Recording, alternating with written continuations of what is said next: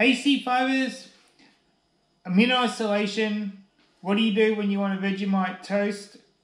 You have your support workers butter the bread, put the Vegemite inside. Now we're going to grill it, and we open the griller up.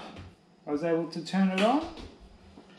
We have our foil down on the plate. Then we get our bread, throw it in. It's been buttered, and Vegemite's on the inside, and then while that heats up, we let it stay in.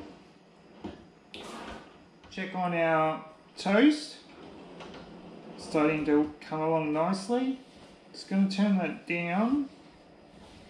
Try not to burn my hand. So I have my bent fork. Shove it in my hand. Then we get the jaw opened up further.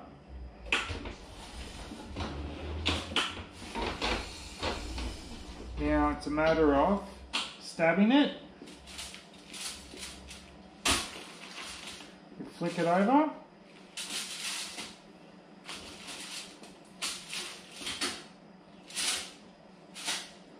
We shove it back in and cook the other side. Clean it out. So we're going to turn that off, and it's lovely and golden brown. Now we've got to get it off and onto my tray without dropping my lunch on the ground.